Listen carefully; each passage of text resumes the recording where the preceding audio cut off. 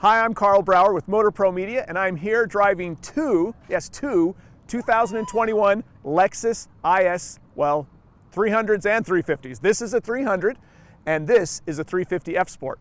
And they're all 350 F Sports for 2021. That's one of the changes. But this is also a 300. We're going to compare both models, see how they line up, and see how they line up with the rest of the category. Let's check it out. Let's start with the exterior updates for these cars. Lexus wants them to look more sporty. You've got updated headlights, you've got a revised front spindle grille, and of course on the F Sport, you've got these cool like black trim treatments, and you've also got these very cool kind of matte 19-inch wheels. There are multiple drivetrain options for the new IS 300 and 350. This is the 300, which means the base engine is a 4-cylinder, 2-liter turbocharged engine with 241 horsepower. But this particular IS 300 has the all-wheel drive system, which means a 6-cylinder that makes 260 horsepower.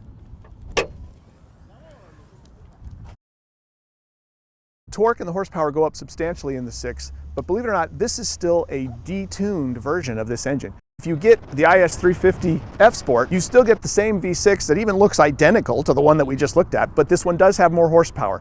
This one's been tuned up to have 311 horsepower, and since this particular IS 350 F Sport is rear-wheel drive only, this is really the best version you're going to get for performance. It's going to be the lightest, it's going to be the most fun to drive. Now there's something we have to note. Even though both these cars have the same engine, they are different in terms of all-wheel drive here and rear-wheel drive over there. When you've got all-wheel drive, you have to have a second transfer case for the front wheels. This car's got that.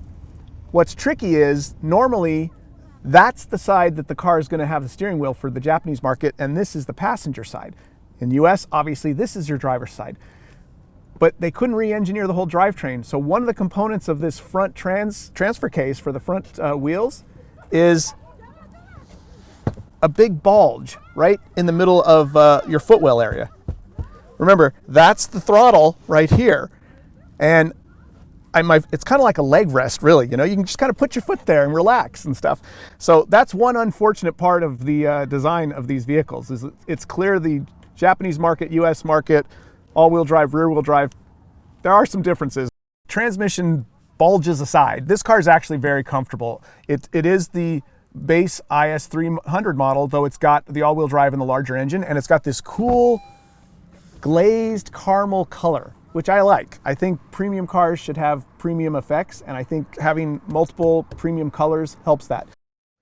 All right, now we're in the 350 F Sport version of this car. So not only does it not have a transmission tunnel down here to rest my leg on, but it's also got even more bolstering for the seats, and it's got this cool color. Check this out, circuit red. It's brand new for 2021. It's this great contrast to the black dash and upper door panels. I love it. But you've also got, again, more aggressive seat bolstering and more aggressive seat powers. There's some lumbar for you. There's some contrast stitching going on this steering wheel. Same thing on the shifter down here.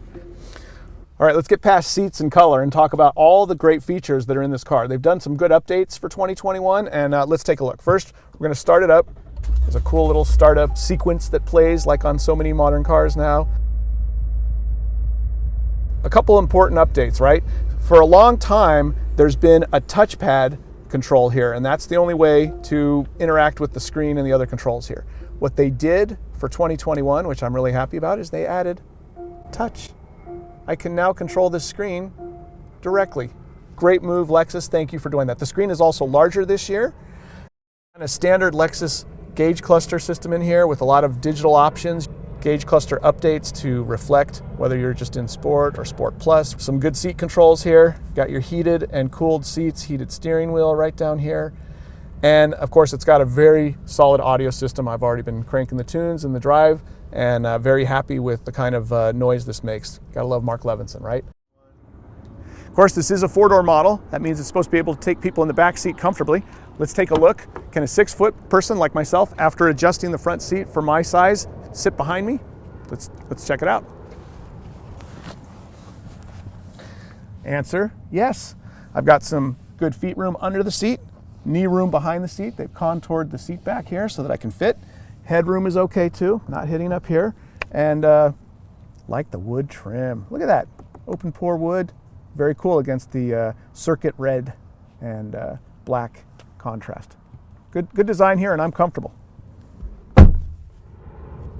We're kind of going front to back here, so let's take a look at the back styling that these things have been upgraded with as well. We see a spoiler that's been added. We see a signature Lexus new signature light that is a constant tail light all the way across the back. Very common. A lot of the premium brands are doing that, trying to give it some distinctiveness. We've got the lower black treatment here and some pretty serious looking exhaust tips down there too when you take a look.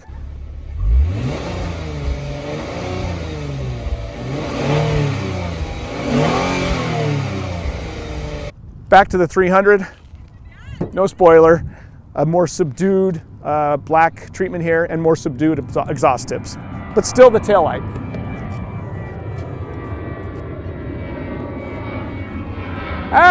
Strafed by passenger planes constantly.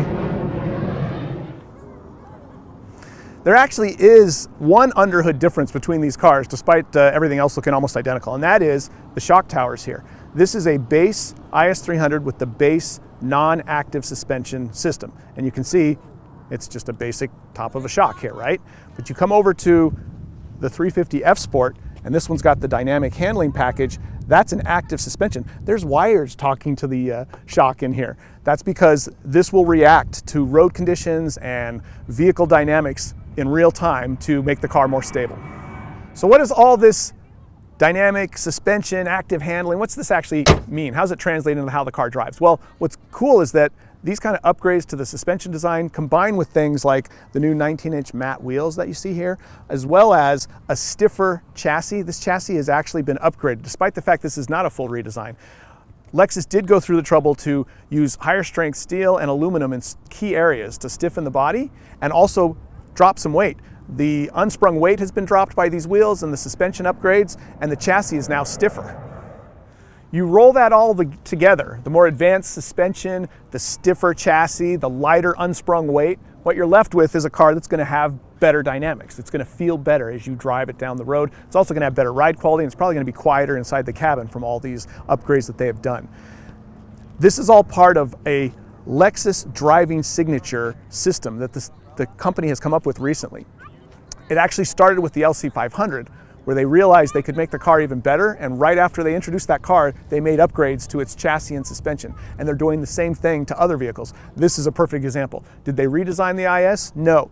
Did they go do some structural upgrades that you normally wouldn't see during a mid-cycle refresh? Yes, they did. The result? A better driving, better handling, more responsive car. It's going to be interesting to see how this plays out with Lexus's future upgrades. Even without a redesign, are we going to see the cars have substantial changes in driving behavior? I think we are. I think that's kind of the new Lexus. So there you have it, the highly revised 2021 IS300 and IS350. They're not all new, but they've had a lot of upgrades, and they're going to be more competitive in a highly competitive segment. This is Carl Brower. Please check out our other videos and subscribe to our channel, MotorPro Media.